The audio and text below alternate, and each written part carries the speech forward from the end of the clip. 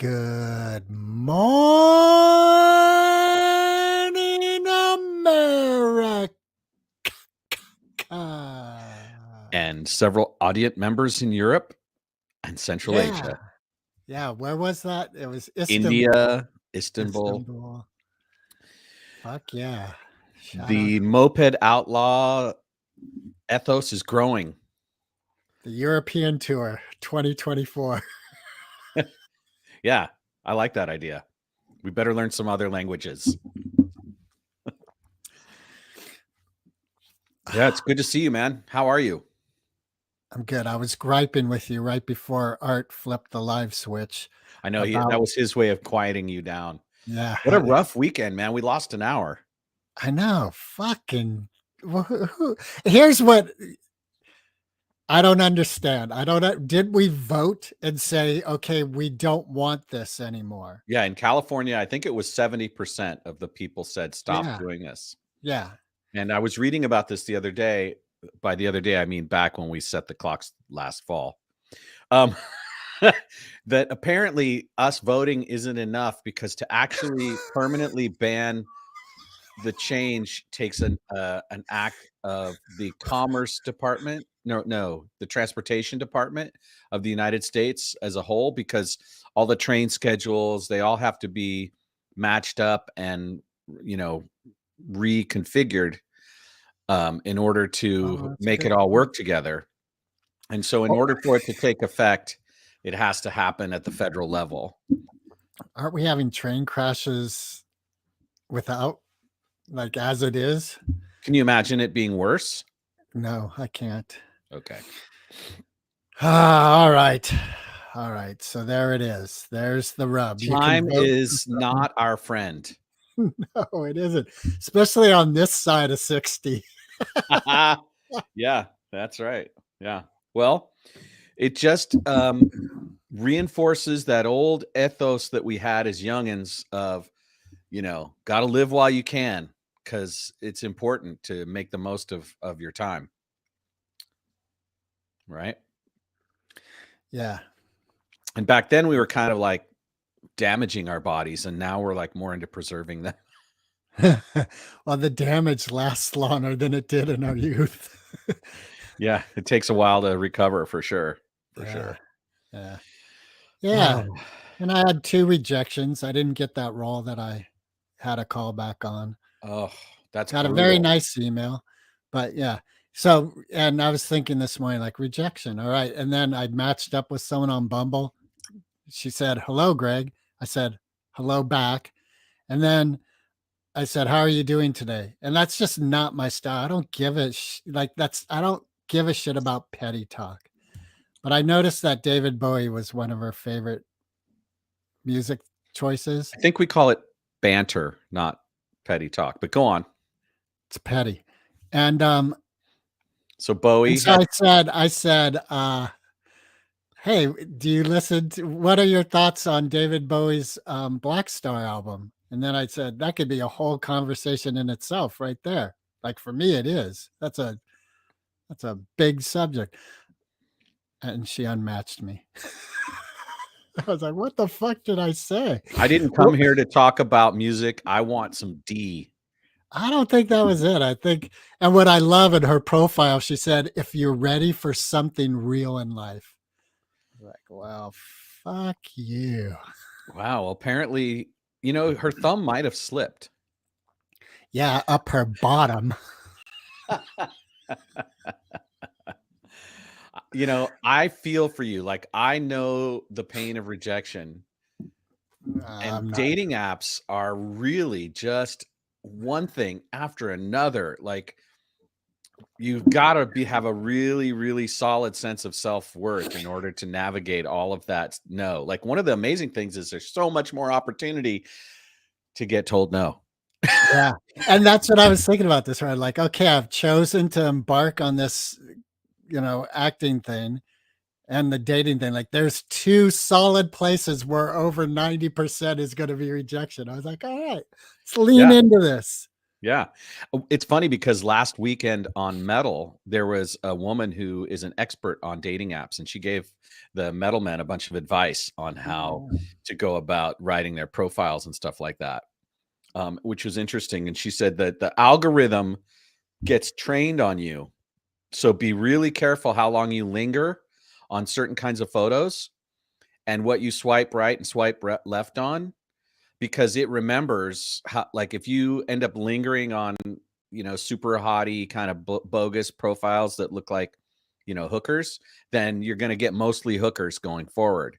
So you have to be really careful about what you swipe left and how long you just leave yourself looking at something. She also said that if you're over 55, to actually put a lower age, because the algorithm will put you in the group with the 60 somethings.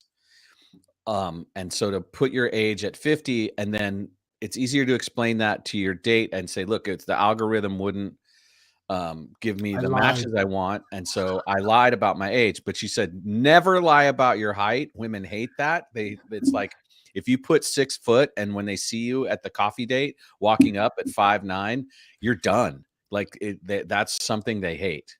And what else did she say? I don't know. I wasn't Be paying physically so much attractive. attention because I fortunately do not have to hunt down matches on Bumble. Yeah, last week you went on a fun little birthday thing. We won't go into it, I understand, but Yeah, it was you awesome. It was a surprise. It was pack your bags, get in the car. I'm not telling you where we're going. she blindfolded you, put a bag over your head, threw you in the back of a van. And then handed me the keys. Wow, that's I had crazy. to drive. You guys drove off a cliff I into will the say this. old age. It involved the most epic butterscotch pudding Oh my experience. god, that is awesome. All right, I'll hear more about that when the Yeah. lights are off, but that's Yeah. fucking awesome. So yeah, so now you're on the porch with me on a rocking chair, back and forth. Yep. We're both over 60 and we're still riding. We're still planning the, what is it? Blue Highway tour. Yeah. Yeah. And incidentally, if any of you are out there have any ways to find sponsorship for us for either moped rentals or moped ownership, we are looking to do a tour of parts of America and interview people and do that on mopeds. And we would prefer not have to do it, on the same moped two at once. But if we have to, we will. Yeah, that would get difficult. I think we should plan on 2 mopeds and Adrenochrome Cola. We should mention our sponsor. They just don't pay. They're our sponsor, but they're sponsoring nothing. Well, that's because they have no sales yet. Right, right. So you can't hold them. That's true. You can't hold that. In fact, they don't even have a product yet. Well, they do, but it's not available to the It's public. not on the shelves. There Yeah. aren't enough babies. Oh, God. That's just going to hurt you every time it comes up. You're going to look I at think the it's funny, and ingredient eventually we're gonna get hate mail. eventually. It's what we're aiming for. Yeah, it's kind of an interesting story what we're doing. And the art of storytelling is it really shapes our lives and our communities. And I did a kind of funny experiment today. What'd you do? Well, storytelling's been an integral part of human history, right? And it serves as a means of entertainment, from ancient myths and legends down to modern novels and films. And I asked an AI to write our story. Okay. Are we going to hear it? Yeah, I'm going to read the Chat GPT story. I won't tell you with a prompt, but you'll kind of get the flavor of the prompt. So I'm going to, Should we it's put short. some music underneath? Yeah, put some sci-fi music underneath. All right, hold on. Let's see if this works. Okay, can you lower the volume at all? That's quite the vibe we're going. Oh, here we go. How's that? That's your department. I'm good if you are. All right, here we go. This is Moped Outlaws, the Chat GPT short story. In the year 2029, the world had changed beyond recognition. The rise of technology had led to a world of cybernetic enhancements and neon-lit cities. Amid this world of change, the Moped Outlaws podcast had become the central power of all entertainment in the United States. Marc and Greg had started the podcast in the early days of the cyberpunk revolution. They were two moped enthusiasts who loved to ride their bikes around the city and talk about the latest news and trends of the world of moped culture. They were passionate about their hobby and were always looking for ways to share their love of it with others. The podcast started out small, with just a few listeners tuning in each week. But as the world around them changed, so did the podcast. They started to cover more than just moped culture, discussing everything from the latest technology to politics and social justice issues. As they broadened their focus, their audience grew. Soon, the Moped Outlaws podcast had become a cultural phenomenon. Their show was the most popular podcast in the world, and their listenership had grown to include millions of people from all walks of life. They were no longer just two guys talking about mopeds. They were celebrities with fans clamoring for their attention wherever they went. But as their fame grew, so did their wealth. They were now among the richest people in the world, with private jets, luxury apartments, and all the trappings of success. They could have lived the rest of their lives in comfort and luxury, but they didn't want to. Marc and Greg knew that with great power came great responsibility. They saw the world around them with its poverty, inequality, and social injustice, and they knew that they had to use their platform for good. They started to use their wealth to improve the lives of marginalized people, donating money to charities and funding social justice causes. They also used their platform to raise awareness of these issues. They spoke out against the discrimination and inequality, using their podcast to amplify the voices of those who had been silenced. They interviewed activists, politicians, community leaders, using their platform to shine a light on the issues that mattered most. Their efforts didn't go unnoticed. They were hailed as heroes by many, with people all over the world looking up to them as symbols of hope and change. But not everyone was happy with their success. There were those who saw them as threats, as wealthy outsiders who didn't belong in their world. As Marc and Greg continued to push for change, they found themselves under attack. They received threats and harassment online, and there were even attempts on their lives, but they refused to back down. They knew that their work was too important to give up, no matter the cost. And so, they continued to fight, using their platform to create change and inspire others to do the same. They knew that the world was a difficult and often dangerous place, but they also knew that they had the power to make a difference. They were the Moped Outlaws, and they weren't going to stop until they had changed the world for better.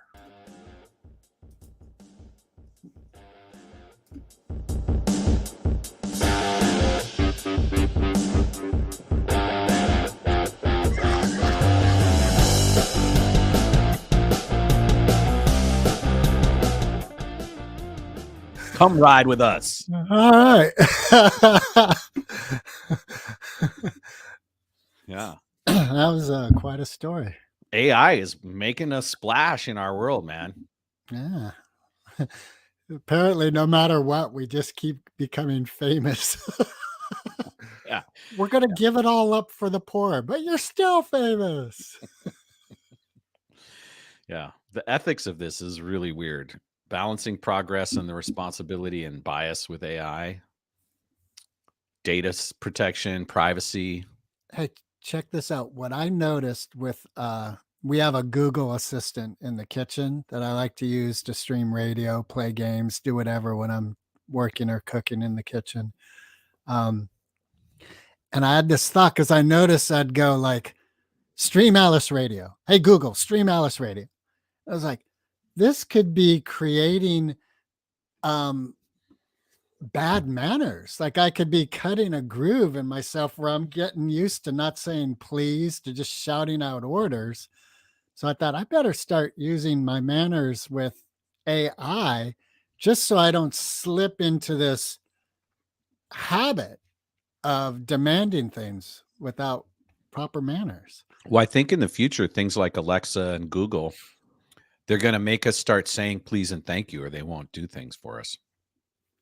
Well, I think that might be a healthy idea because I just noticed how, things are created by habit. Our habits are created because we repeat something over. And I was like, wow, like if I'm getting used to, it's just like if you act in a certain way, it becomes a part of you. Agreed. And So, I already say thank you every time Alexa does something for me, which yeah. I find I feel weird about it, and then I realize how ingrained it is in me to be a Well, nice guy. see, I started saying please, like, hey, Google, stream Alice Radio, please. And it was like, because I want that to be my habit. I want politeness to be, hey, shut up.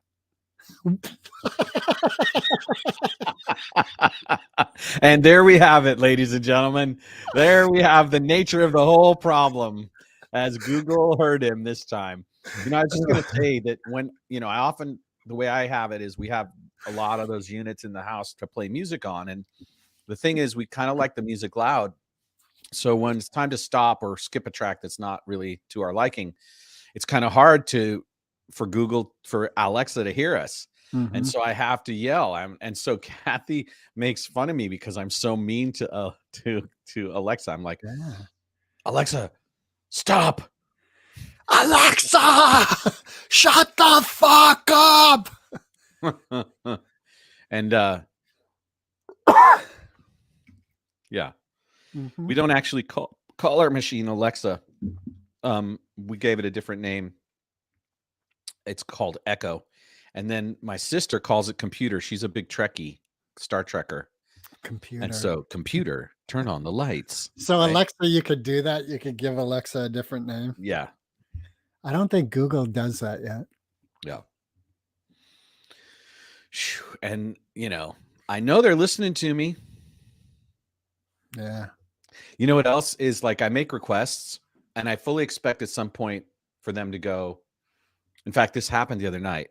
Like 3 weeks ago, I said to the Echo in my bedroom, I said, Echo, play the sound of cats purring because it really lulls me to sleep. And 3 weeks ago, it played this amazing track of cats purring, and it just went on forever. And so I said, Alexa, play the sound, or Echo, play the sound of cats purring. And it told me, you can start a 7-day trial of this blah, blah, blah sound thing. If you'd like to, just say yes. And I'm like, no. And I said, Echo, play the sound of cats purring. And it said, if you'd like to start a 7-day trial of the da-da-da-da-da. So there was like this whole thing where they played me this really cool thing 3 weeks ago. But then now that I like it, they're like, I can't have it unless I sign up for the monthly fee. And I'm like, how much of that, like we get more and more dependent on these robots and these AIs and these things. And right now it's structured as free, but pretty soon it's going to be like, well, we're upgrading our services and now we're going to charge you $4.99 a month. And it's going to be like, well, no problem. That's $4.99. I can handle that. Right. And then someday it's going to be like, well, we're moving to a more sophisticated model, which will have more services for you. So it's going to be $19.99 a month. Yeah. And then the year after that, it'll be, well, we thought we'd save you some money. And so it's going to be a yearly subscription that's going to cost you $240 instead of our $25 a month fee. Right. And then it'll be like Echo and it'll be, what do you want? It'd be like reenacting 2001. Mark, I can feel myself slipping, Mark. What was the song? Oh, yeah. Daisy, Daisy. Oh, the love of you. I'm crazy. All for the love of you. Previews of future Bumble activities by Greg. Dave. Mark. Yes. Mark, what are you doing, Mark? I'd rather not say, Dave. I can feel myself. Oh, no, it's Hal. Hal 3000. Oh, yeah. Yeah. For those of you who don't know what we're talking about, you are obviously too young to have watched the movie 2001. Or not a sci-fi fan. Right, or you aren't a fan of it. Stanley Kubrick, one of the great American filmmakers of the 20th He was century. British. Stanley Kubrick, one of the great British filmmakers of the 20th century. Thank you. I sit corrected. Stanley Kubrick, one of the great filmmakers of the 20th century. There you go. One of his early successes was a film called 2001. And if you haven't seen it, don't bother. No, it has one of the best edit transitions ever created, where the ape throws the bone up in the air and you see it spinning, and then spoiler alert, spins back down, and you see the Skylab like spinning through space. Yeah. He was a brilliant filmmaker, and anyway, great watch. Very arty. Like if what you're looking for is a nice tight edit with a nice tight story wrap up at the end, plot that you understand. Not for you. But I will say that the main symbol of the film is a black obelisk that looks very much like this iPhone, and no one knows quite what it is. And at the time they made the film, these things didn't exist. But now it's become quite the interesting synergy between the symbolism of it dominating us in the film and dominating human growth, and then how cell phones are today. In fact, tech companies, what obligations do they have to help us, in our lives? I mean, how can we trust them? Well, that's like, how can you trust humanity? You know what I have noticed? Do you ever like walk around and you see how many people walking by themselves are on their cell phone? Oh my God, yeah. Pretty much everyone. Well, I used to, but I can't see them anymore because I'm looking at my phone. Nice one, Centurion. Like it. Yeah. No, mostly what I do is, what I notice is when I have my headset in and I'm listening to music on my hike, I see people walking around with their phones. Yeah. But they never talk to me for some reason. Their lips move. Their lips move, but I can't hear what you're saying. Yeah. When I was a child, I had a fleeting glimpse out of the corner of my eye. I turned to look, but it was gone. I cannot put my finger on. And also these AIs, there's like unequal access, like a lot of things. Like there's marginalized communities that don't have access to it. And so that digital divide is growing. And, what are the implications? And how do we ensure that we're developing and deploying these technologies in ways that benefits us? We love you, big brother. Is it time for my shot? Uh-oh. We just went into the cancel zone. It's funny because you and I both watched the Joe Rogan interview with Russell Brand. Yeah, I haven't quite finished it yet. Oh my God. Russell Brand's been on a tear. He was on Bill Maher this week. Yeah. Wow. Yeah. I think he had some really powerful things to say. And it reminded me the fear I used to have about talking about COVID and vaccines and what we know and what we don't know. But slowly but surely, some of the things that people were saying early on that would get you canceled and get you banned from your friends and ostracized, we're finding out that there's some reality there. Well, here's the thing is, I really think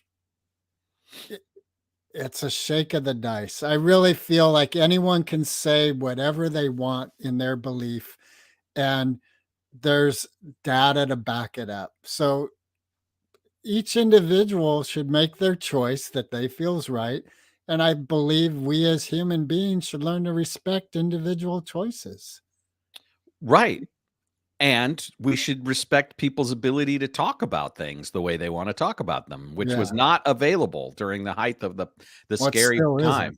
Still isn't, like if we say masks are proven not to do anything regarding COVID, well, because I said that, now we get flagged. You know, You think there's a voice AI listening for stuff like that that's going to flag us? potentially we'll find out. Yeah. I think it's also significant that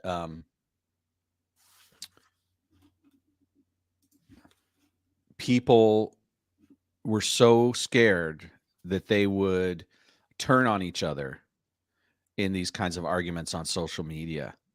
And it was not okay to have any dissenting views at all.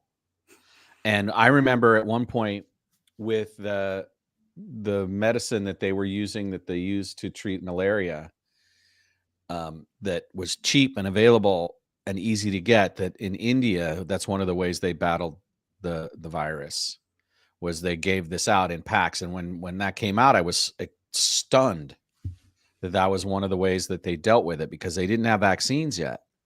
And it was tearing through India.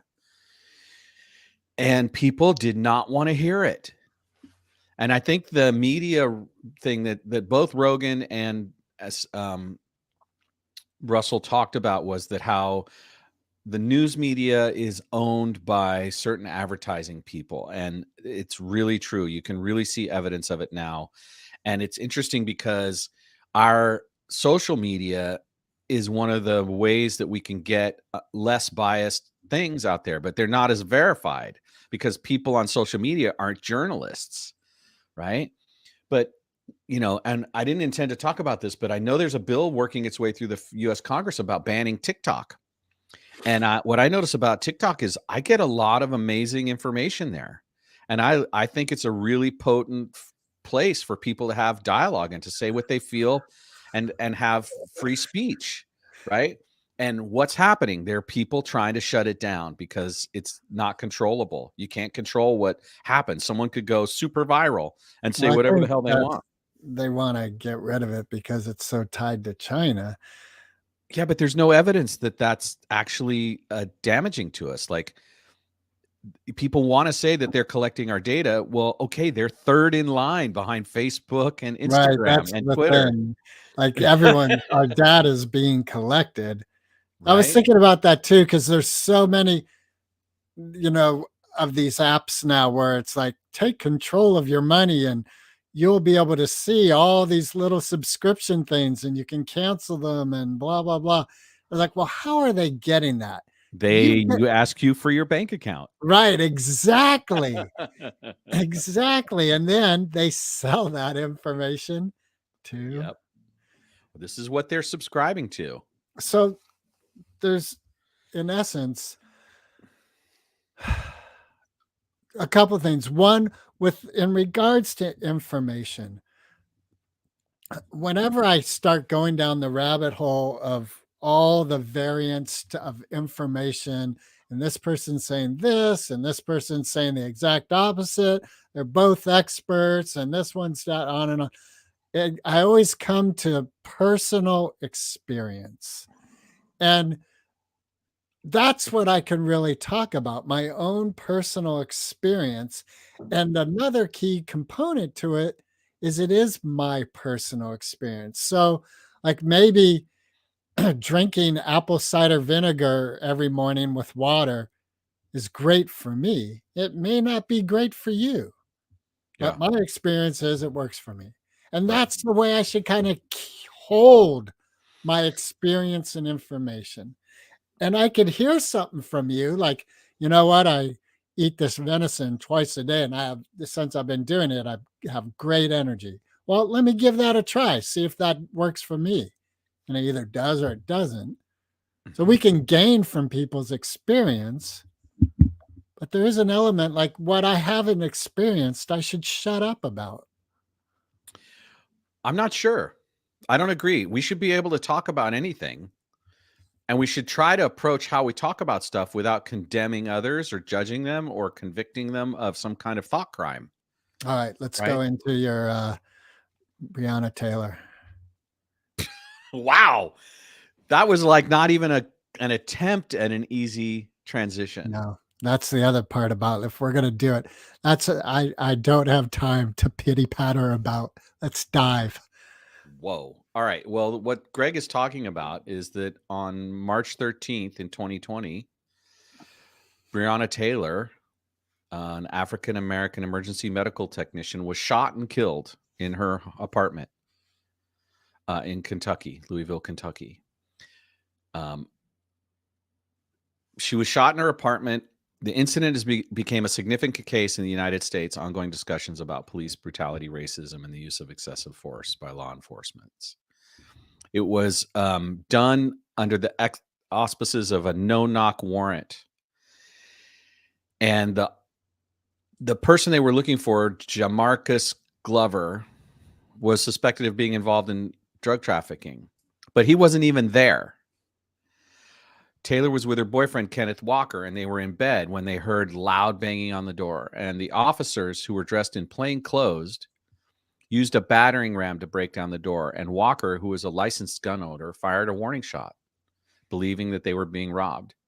And then the officers all opened fire and basically murdered Breonna Taylor and injured her boyfriend, Kenneth Walker. There's been a lot of scrutiny. Nobody went to jail in the police force. The officers involved were placed on administrative leave. And the officer who was there was one guy named Hankinson who was later fired for violating procedures, for endangering the lives of the occupants of Taylor's apartment, but he's not charged. Well, did they even have the wrong apartment? Like, well, wrong in the sense that the boyfriend wasn't there, or the boyfriend was there, but it wasn't. I think they had the wrong apartment. Like, they thought they had a tip that, this is what I recall. It was back in 2020, so it was 3 years ago. Now I'm trying to find out. But well, I did some research on it, right? That's how I came up with what I was reading a moment ago. Okay.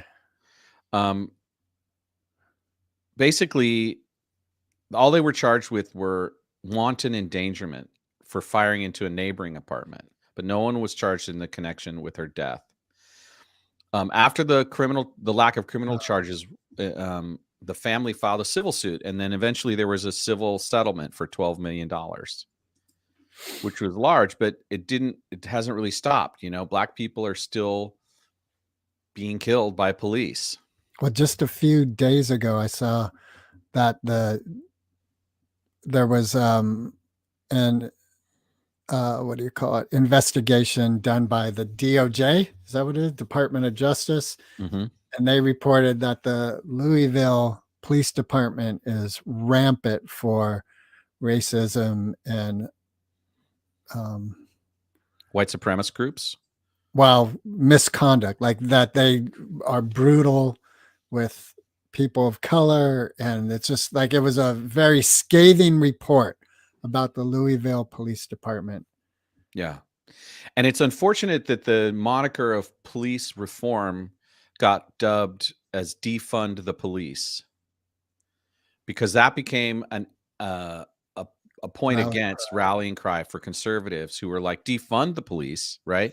But it would have been much better to reform the police. But the problem with that language is we've been reforming for a long time, and there's citizens oversight committees that are basically, just hot air blather. They don't really have any real power.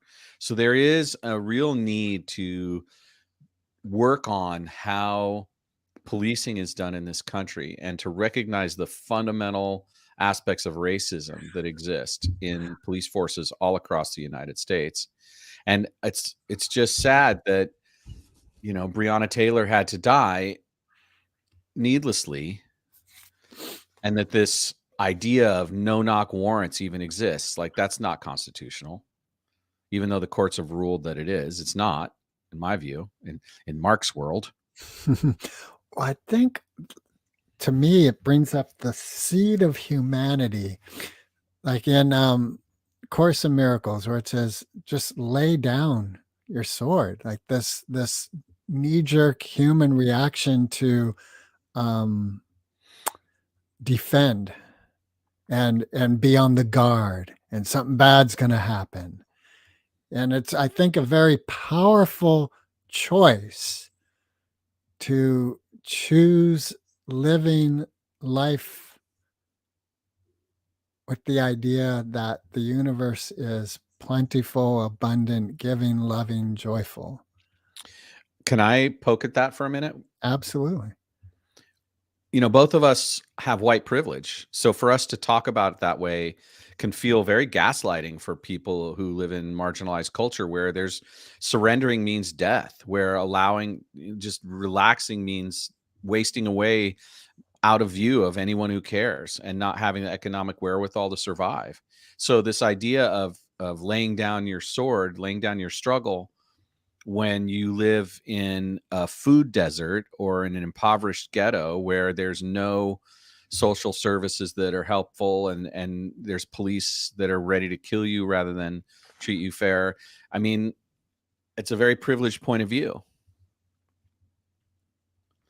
And I think there's some spiritual value in what you're talking about. There's like a core message there that I think has value, but the way the ideology of it plays out in our reality is tricky to navigate. But we've got to start somewhere, right? We've got to start learning how to change our frame of reference so that antagonism and struggle and violence aren't the answers. But, when you think you could die when you're pulled over by a police officer simply because you're Black, it's hard to lay down your sword of battle, because it's a totally marginalized experience. It's a different experience. Well, what comes to mind is my friend Toast, who's Black, and he has said to me how he doesn't feel that way. That his experience is, if you get pulled over and you just follow the direction and you're polite, you're not doing anything wrong, there's no issue, and on you go. Yeah, well, there is that element of what's inherent in what the Course in Miracles thing you offered is this idea of, if we enter into any space or any moment with another human being in an easeful way, then that's going to help for sure. And it's not always possible, right? There are white supremacist cops and Ku Klux Klan cops, and there are people of color who their nervous system is so traumatized from intergenerational trauma and the conditions in which they live, that being in a peaceful space where they can present themselves with that even keel is just not even within the realm of possibility, because they're so jacked on all of the trauma that they've experienced and all of the starvation politics that are out there, and the poor food sources and the poor water sources, right? Like, there's reality to the disenfranchisement of whole groups of people in this country on economic and racial terms. And we can't just turn away from that and hope for the best with some kind of, hopeful philosophy about things. It's like, it's a both and thing. We have to move forward with real hardcore discussions and legislation and reparations. And at the same time, we have to learn to be better human beings from a spiritual perspective as individuals. And this would be a good time for you guys to, push the subscribe button, push the like button, and help us broaden our message. Because this is real. We're, Greg's laughing, but this is what we do. One of the reasons we show up every week is because, we came to some awareness about, well, we need to raise our voice, and we need to do it from an original, what our perspective is, right? We're not hip hoppers. We're not going to come like we have the BIPOC perspective, but we're going to come from the place of a couple of funny white guys who are willing to have a humorous time to lighten the load, to then help take on some of these subjects, because it's kind of takes both. It's a little sleight of hand. We have to like take on the hard subjects and then also bring mirth to bear against, raising people up, because levity is the art of raising people up. So it's not just about violent struggle. It is about it in some cases, but it's also about creativity and humor and thinking and, music and bringing people forward to a new possibility for themselves. And so when you subscribe and you support us, we've made personal commitments. One of the things you could do right now is go to the Compton Cowboys website and donate to them. That's the charity that Greg and I have chosen to support. And right now, we're just pushing money out in small doses just to keep this thing afloat, right? We're not making significant contributions to them yet, but we want to.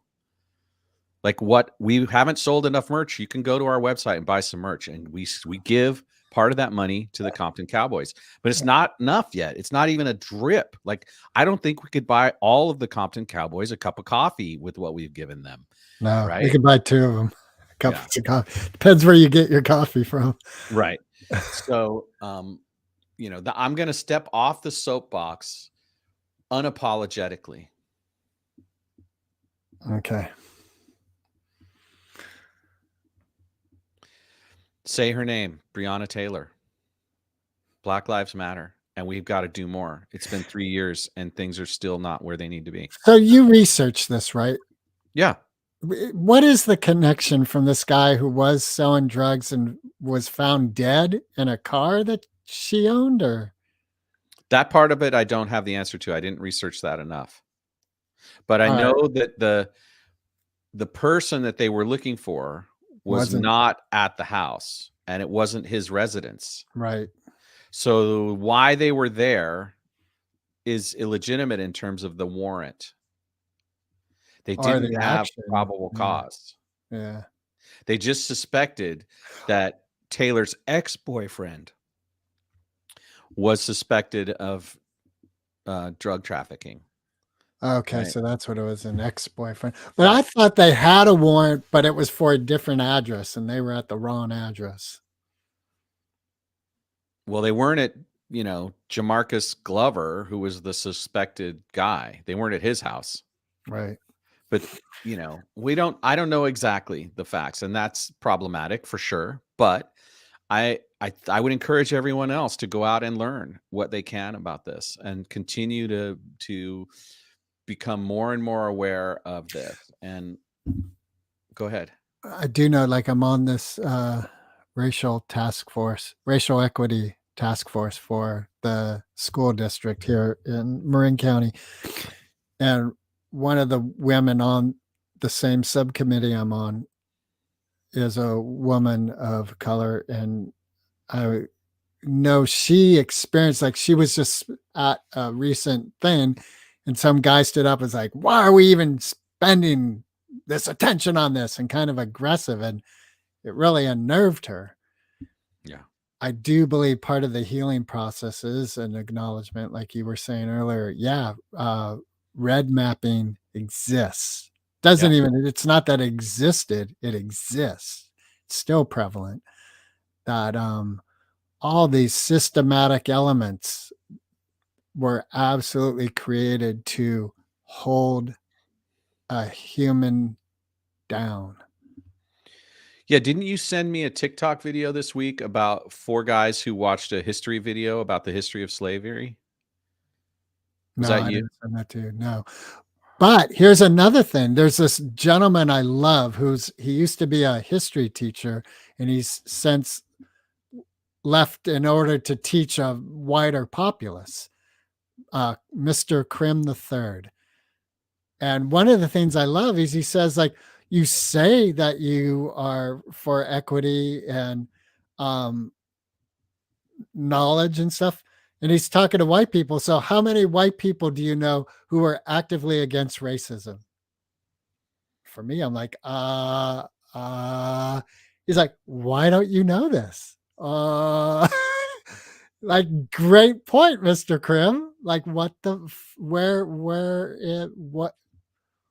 is the reality? Because in essence, I can't say his words properly, but he's saying if we are serious about this, we should know that. That's part of our history. Why don't we know that part of our history?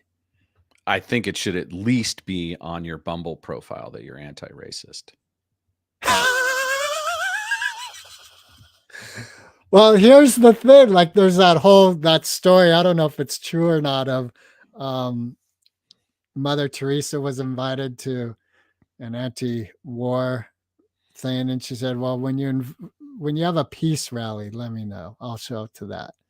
So anti-racist, like for me, there is an element of like saying I'm anti-racist is kind of a little bit of kindling on the fire in a backhanded way. It's more like Yeah. I'm for racial Well, how equity. right, so but how do we show up in public spaces and actually remind everyone consistently that that's who we are and what we stand for? And one of the ways that you and I were taught in Bridget's course was to continue to amplify marginalized voices. And Yeah, so today we are saying her name, Breonna Taylor, again, because it isn't better yet. we could end on that note right there.